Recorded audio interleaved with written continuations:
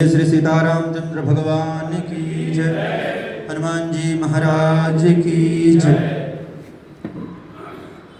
हम सभी आज सनातन एकता और सवर्ण एकता के लिए एकत्रित हुए हैं।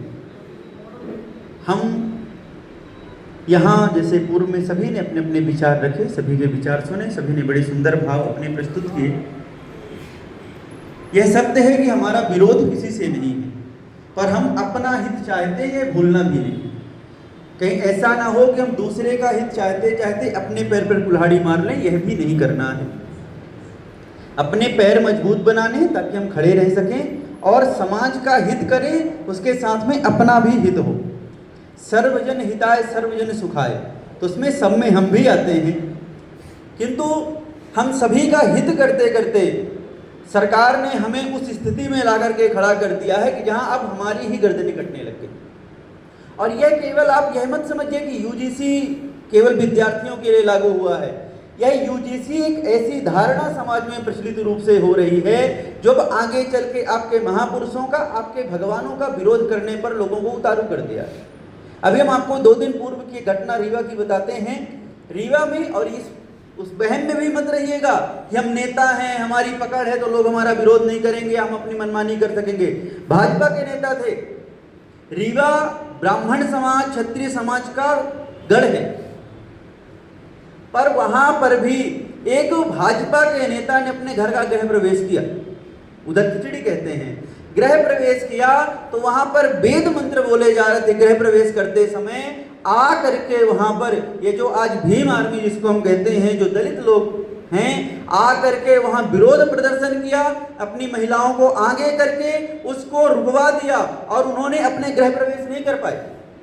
तो इस स्थिति तक अगर आपको नहीं आना है तो आज सभी हम एक साथ हो करके अपने धर्म के लिए, अपने समाज के लिए और अपनी संतान के लिए, तीनों के लिए हमें लड़ना पड़ेगा। और लड़ना ही अंतिम विकल्प है। यह भी आपको लिख लेना चाहिए डायरी में सबसे पहले पेज पर कि लड़ना अंतिम विकल्प है। अब हम उस समय पर नहीं हैं कि जहां केवल वाणी से काम चल जाएगा। आप ब्राह्मण हो, आप क्षत्रिय हो, आप वैश्य हो, आप किसी भी वर्ण से हो, किंतु वर्तमान समय में हमें लड़ना ही पड़ेगा। और समय समय पर हमारे महापुरुषों ने लड़ाई की है। एक बड़ी सुंदर बात याद आती है। कहते हैं कि एक बार इजराइल से कोई राजदूत या मंत्री आए तो उन्हें हमारे प्रोटोकॉल होता है, पूछा जाता है भैया आप कहाँ भारत में घूमना चाहेंगे। तो उन्होंने कहा कि मैं एक बार राजस्थान में हल्दी घाटी जाना चाहता हूँ। उन्होंने कहा क्यों?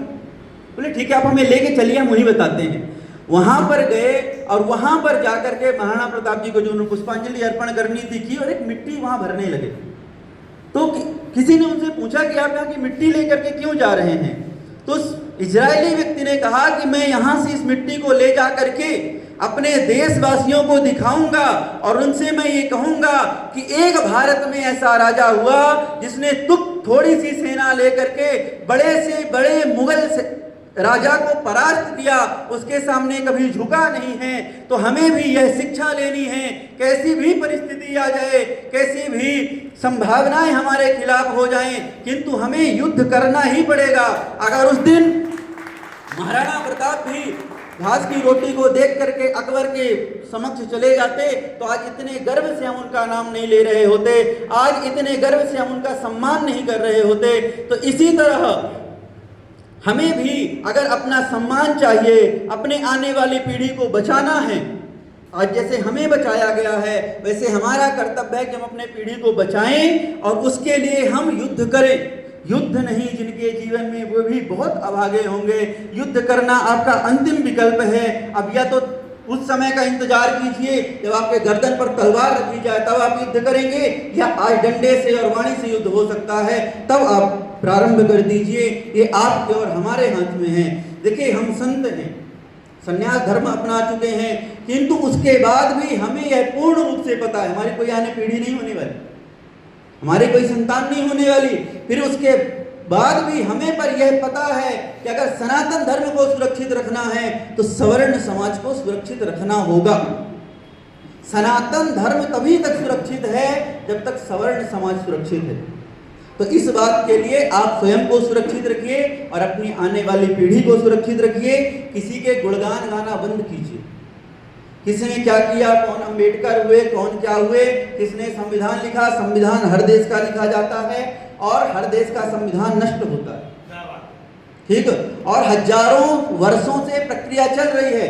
पहले राजा लोग अपने हिसाब से अपना संविधान लिखते थे, बाद में दूसरा राजा बदल देता था।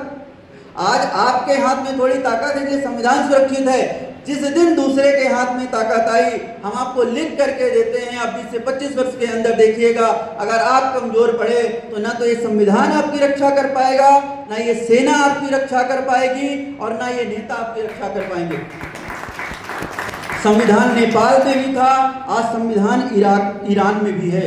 अभी कल ही अमेरिका ने वहां पर अटैक किया है। तो ऐसे भारत को वही संभावनाएं खोजी जा रही हैं, इसलिए ब्राह्मण, क्षत्रिय और वैश्यों को कमजोर किया जा रहा है, दलित वर्ग को पूरी तरह अलग कर दिया है। ये मत विचार रखिए कि वो अलग होगा, पूरी तरह से अलग किया जा चुका है। तो उसके बहकावे में मत आइए, केवल अपने आप को सुरक्षित रखिए, समाज में एकता लाइए और एक हो करके कहीं पर भी ऐसी संगोष्ठी होती है कहीं, और हम तो कहते हैं कि एक काम करें, एक दिन, ज़्यादा नहीं, हमने पूर्व में भी आपको सजेस्ट किया था, ज़्यादा नहीं, केवल एक हफ्ते के लिए, बाहर का छोड़िए, केवल इंदौर का हर व्यक्ति, युवा, वृद्ध, प्रौढ़, जो जितनी अवस्थाओं से 18 साल से लेकर के 70 साल तक का व्यक्ति केवल एक सप्ताह के लिए पूरे इंदौर का एकत्रित हो जाए। यूजीसी कानून के साथ साथ SC/ST कानून भी सरकार को वापस लेना पड़ेगा, ये हम गारंटी देते हैं। आप एक बार हिम्मत दिखाइए, केवल एक सप्ताह के लिए एकत्रित होकर के किसी भी ब्रिज को लेकर के बैठ जाइए, पूरे यातायात को बाधित कर दीजिए, पूरे देश को रोक दीजिए एक सप्ताह के लिए। किसान का कानून वापिस हुआ था, वक्फ बोर्ड में संशोधन जब हो सकता है, यूजीसी का कानून वापिस हो सकता है, यूसीसी का कानून वापिस हो सकता है, तो ये भी कानून वापिस होकर के रहेगा, पर हमें एकता दिखानी होगी। ये बुरा मत मानिएगा, पर ये 20-50-100 लोगों के बैठने से कुछ नहीं होने वाला, क्योंकि आप 50 लोग बैठ करके यहाँ मीटिंग करते हैं, वहाँ 500 लोग जाकर के समर्थन करते हैं। आप 50 विरोध दर्ज नहीं करा पा रहे हैं, वहाँ 500 लोग समर्थन दर्ज करा रहे हैं। इसलिए सरकार को पता है आप लोग कुछ नहीं कर सकते, इसलिए कोई भी सरकार का व्यक्ति, एक भी व्यक्ति अभी तक 1 महीने हो गए, 13 जनवरी को यूजीसी कानून लागू हुआ था और आज 28 फरवरी, 1 मार्च है, 1 महीने से ऊपर हो गया। कोई भी बड़ा नेता इस पर खुल करके नहीं बोल रहा, क्योंकि उसे पता है आप कथा सुनने वाले लोग हैं, कथा सुनेंगे और चले जाएंगे, इसलिए उनको इस चीज़ की कोई चिंता नहीं है।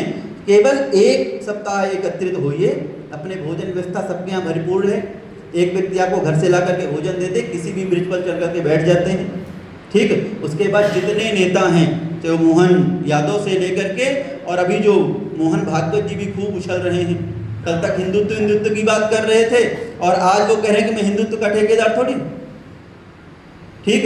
कल तक वो इस बात पर हिंदू समाज को लड़ा रहे थे कि भैया हमें तो मुस्लिमों के खिलाफ लड़ना है, और आज कह रहे हैं कि मुसलमानों का भी उतना ही देश है, ठीक।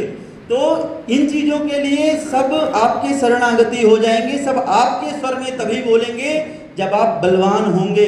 देखिए, शांति दूत भी उन्हें ही बनाया जाता है जो बलवान होते हैं। ये शांति दूत कृष्ण होते हैं, शांति दूत अंगद होते हैं, जो एक बार पैर जमा दें तो रावण की पूरी सभा नहीं उठा सकती है। ये शांति की बात तभी अच्छी लगती है जब आप शक्तिशाली होंगे, इसलिए शांति की बात अभी छोड़िए, अभी केवल युद्ध का मार्ग चुनिए और अपने जीवन में युद्ध निश्चित है, गारंटी है।